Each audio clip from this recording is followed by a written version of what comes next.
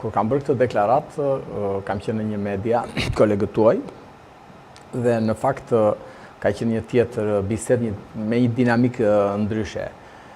Gjithsesi unë do ta shpjegoj.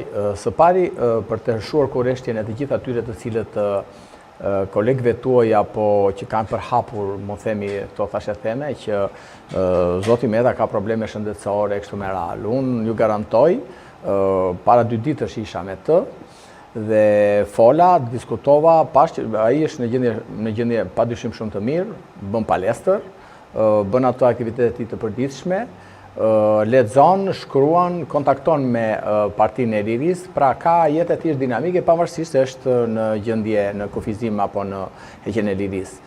Dhe kështu që kjo nuk kam asnjë dyshim për të shuar ato thashë themet që qarkullojnë në media.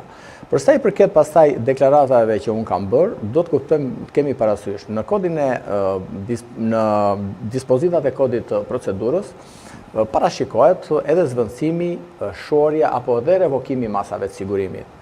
Që do të thotë që përderisa ligjvënësi këto i ka vendosur aty, do të thotë i jep mundësinë çdo personi që është nën hetim apo që është i pandehur dhe me një akuzë të caktuar, në një moment të caktuar të procedimit, të fazës procedimit, gjykata duke i paraqitur provat dhe duke i paraqitur fakte apo edhe shumë dokumentat të tjera, ajo mund të vendosi zvendësimin e masës së sigurimit me një masë tjetër ose revokimin e saj.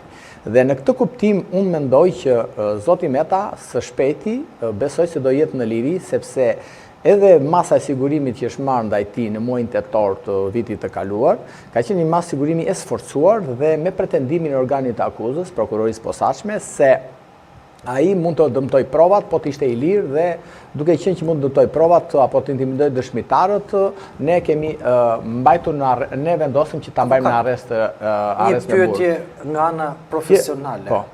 Sa mund t'i dëmtoj Ilir Meta provat kur ai sot përveç se është presidenti i Lirisë nuk ka asnjë pushtet tjetër? Ermal, shiko, do të kuptojmë diçka. Do të kuptojmë diçka. Në Shqipëri, pavarësisht se kodi procedurës yni apo kushtetuta dhe kodi penal është një kod që i përshtatet vendeve të Bashkimit Evropian ose vendeve demokratike, mund të themi, por këtu interpretimi nga prokurorët dhe gjyqtarët bëhet krejt ndryshe. Them këtë sepse është e pa, mund të themi, precedent në një vend të Bashkimit Evropian, ku ne mendojmë të aderojmë, që të arrestohen president, kryeministër, ish kryetar kuvendi, apo njerëz të rëndësishëm të politikës, që kanë bërë histori politike të atyre vendeve. Unë po ju sjell dhe shembuj të tjerë, po deshët, raste plot po deshët, rasti Andreotit në Itali, që ishte një politikan, kishte bërë historinë, sepse ne duam Zoti Meta është pjesë e historisë 30 vjeçare politike, dikush mund ta urrej, dikush mund ta doj, dikush mund të heshti, po është pjesë e historisë. Është pjesë e historisë, pastaj gjykon historia. Pastaj le ta gjykoj historia. Tani, problemi është ky që nuk kishte asnjë ngutshmëri, asnjë arsye, mund të themi, nga ato që parashikohen në procedurë që Zoti Meta duhet të arrestuar.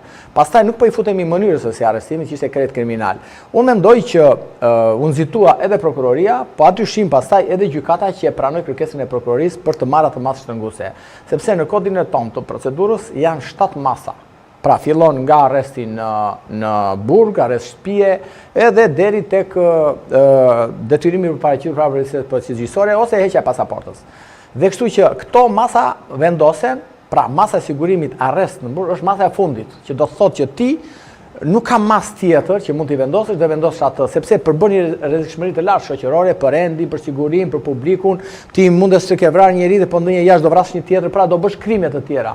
Ndërkohë që Zoti Meta, jo Zoti Meta, por në tërësi politikanët që mendojnë që mund të kenë kryer një krim, nuk mundet ti që kanë qenë në ushtrim të funksionit në kohën që ju e akuzoni dhe sot janë pa funksione publike, unë mendoj që nuk duhet arrestuar. Nuk duhet ndjekur në gjendje arresti. Unë mendoj që çdo politikan, nëse dyshohet, pa dyshim të arrestohet, të ndiqet penalisht, t'i bëhet i proces i rregull në bazë të shtetit të së drejtës, unë flas gjithmonë shtetin e së drejtës, se shtet ligjor kanë gjithë, dhe pa dyshim pastaj nëse deklarohet fajtor të shkojë të vuajë dënimin.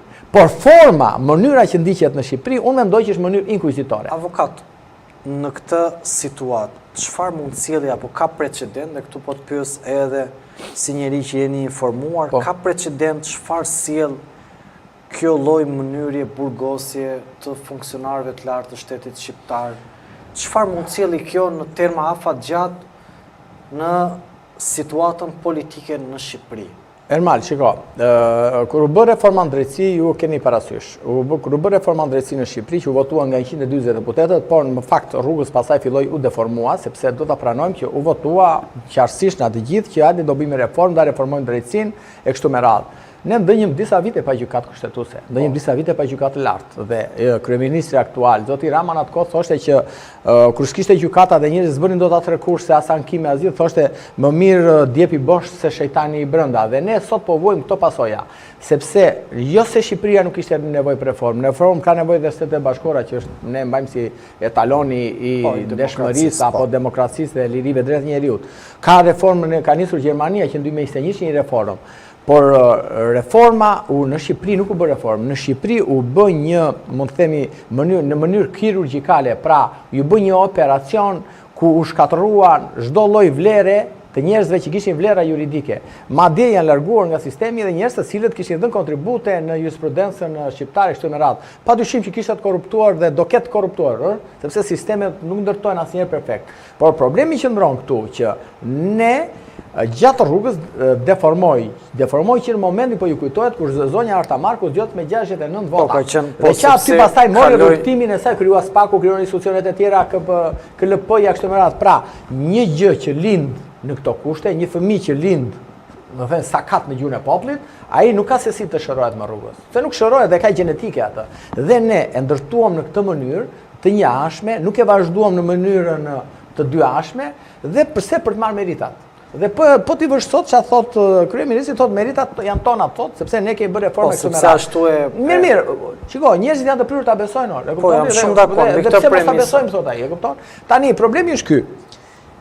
Nëse ti e bëre këtë reformë dhe aty e bëre për të goditur qoftë kundërshtarët brenda partisë tënde, qoftë kundërshtarët politik, dhe ti nuk prekesh, atëherë te njerëzit krijon atë, si thonë, imazhin asaj që ti nuk e ke më në drejtsinë e pavarur, po je një drejtësi e kapur. Dhe e thash këtë gjë sepse edhe zoti Meta, po ti kthemi ngjarjeve në kohë, zoti Rama nga Asamblea e Partisë Socialiste ka folur.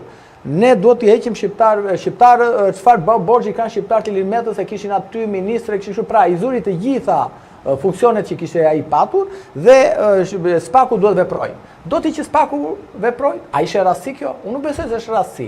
Dhe mënyra pastaj si u arrestua zoti Meta, që ishte një mënyrë krejt kriminale, krejt e pa precedent në historinë e arrestimeve, kishte arrestuar vetëm Enver Hoxha Koçizoze në këtë mënyrë. Në 48-ën, Enver Hoxha mori zvarr Koçizoze në Banesa dhe i sigurimi atëre dhe e bëri për t'i bërë shembull popullit. Pra pi tregoj që ju dhe zoti Meta u arrestua në këtë mënyrë. Unë nuk po flas për klientin tim, zoti Meta aktualisht, po flas për një njeri i cili e ka parë që presidenti i vendit të tij merr zvarr në mes të rrugës. Ne mendojmë që jemi një vend demokratik.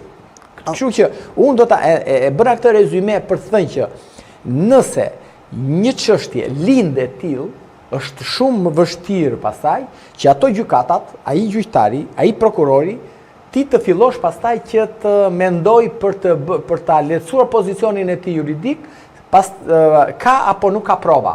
Kjo është arsyeja për të cilën sot zoti Meta qëndron në paraburgim dhe mos harrojmë diçka tjetër. Për t'u sjellë në vëmendjen tuaj, në dosje po shikojmë. Pra, ne aktualisht nuk kemi prova për të, sepse SPAK-u akoma s'ka përfunduar hetimin. Do t'ju pyes edhe për një deklaratë. Dhe çfarë thotë? Çfarë ndodh tani? Ndodh që ai arrestohet pikërisht në momentin e parazgjedhjeve. Pra, në muajin tetor, ai arrestohet. Por procedimi penal kishte nisur 6 muaj më parë. Dhe kështu që procedimi penal si person në hetim flasim. Se procedimi ai kishte nisur në 2019, e kupton ti tani pas 6 vitesh ti sot vazhdon akoma ta mbash në paraburgim se thua nuk kam prova. Pra 6 vite çfarë mund të pres më një njeri kur ti heton 6 vite? Pra, kjo është ajo që të kthehemi përsëri te masat e sigurimit, që masat e sigurimit personal në Shqipëri janë shumë të egzageruara dhe për mua krijojnë për statistika që qytetarët të mendojnë që në Shqipëri po bëhet drejtësi. Unë dua të bëj një pyetje për te perceptimin